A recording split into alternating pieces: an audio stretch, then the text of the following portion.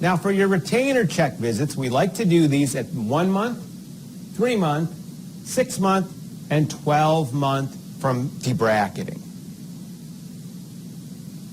Now what do? At that 1 month retainer check, we do any fibrotomies that we maybe have not done yet.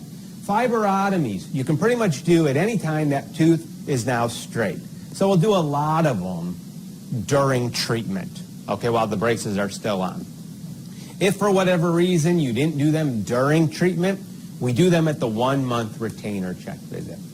Do not do them on debracketing day, okay? Patients want to show their friends and family their new smile, and the last thing you need, is a numb lip when they're showing them, okay? So don't do them at debanding, either during treatment or at the 1 month retainer check visit.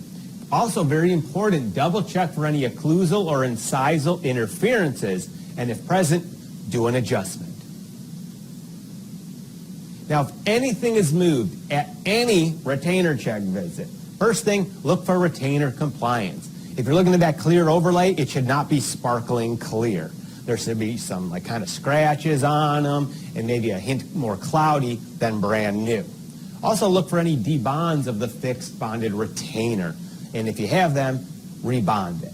Okay? Also, look for an occlusal or an incisal interference. If you have an incisal interference, adjust it off.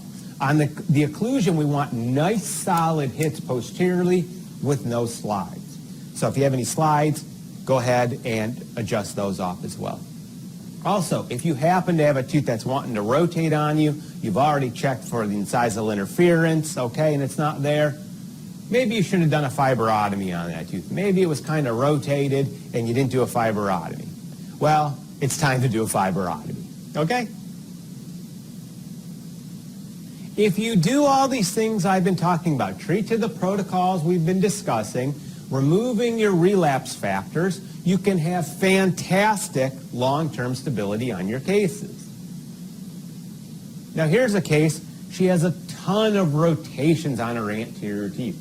And those anterior rotations, right, are prone to relapse. So we went ahead, we level aligned and rotated her teeth, gave her a nice smile. She has no incisal interferences. We did some fibrotomies, okay? And here she is 6 years later. Beautiful long-term stability. And she's wearing removable retention only on the lower. And for the first 2 years, she had only removable on the upper. In fact, the only reason she has a bonded retainer on the upper is she called like 2 years after debanding and said, I had a dream, and in the dream I looked in the mirror, and my teeth were all crowded again. And she got all paranoid, and she said, can I have a 3x3 or a bonded retainer? We said, sure, come on in. Okay?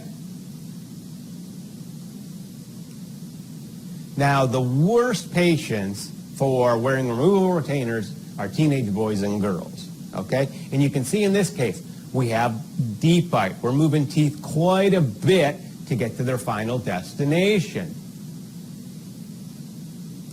And here we are 5.5 years later. Even with, moderately good retainer wear, you can get very stable end results if you remove a lot of the relapse factors and treat to the protocols we've been discussing.